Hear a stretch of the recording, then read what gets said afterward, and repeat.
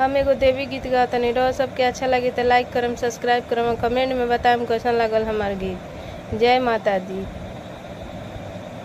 निमिया के डढ़िया पर बैठस नौ मैया हो जो हेली भगतवा के बाट जो हेली।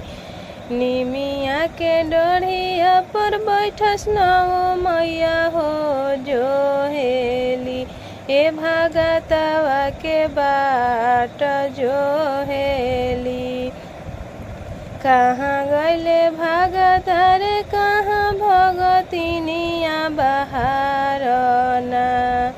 कहाँ गैले भगत रे कहाँ भगतिनिया धोना।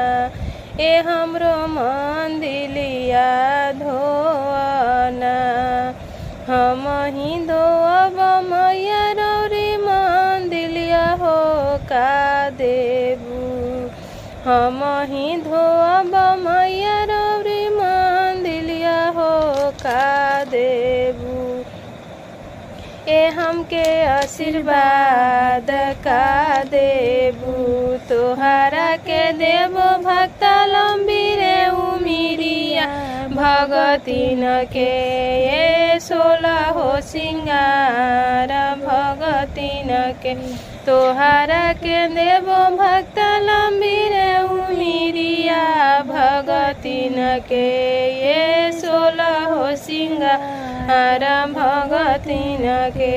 बेटावा के देबो तोरा साहेब के नौकरिया पतोहिया के ए 16 हो सिंगार पतोहिया के।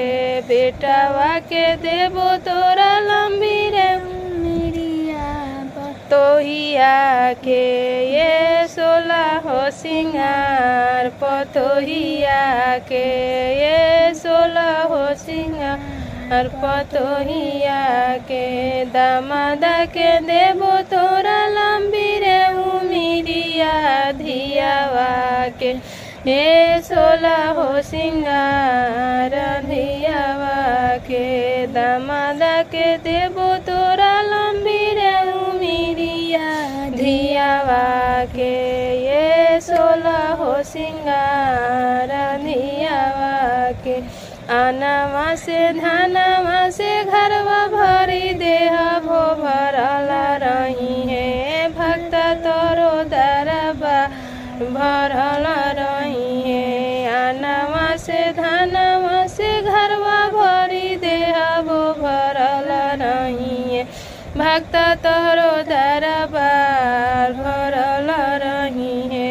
नतिया से पोतवा से घरवा भरी देह ढूलत रही है आंगना दुआर ढूलत रही है। नतिया से पोतवा से घरवा भरी देह भो ढूलत रही है ये आंगना दुआर ढूलत रही है। निमिया के डढ़िया पर बैठस नौ मैया हो जो हेली ए भगतवा के बाट जो हेली भगतिनिया के बाट जो हेली। हम उम्मीद करतनी कि हमार गीत रहो लोग के बहुत अच्छा लगी, लेकिन लाइक सब्सक्राइब जरूर करें। प्लीज़ लाइक सब्सक्राइब करें। जय माता दी।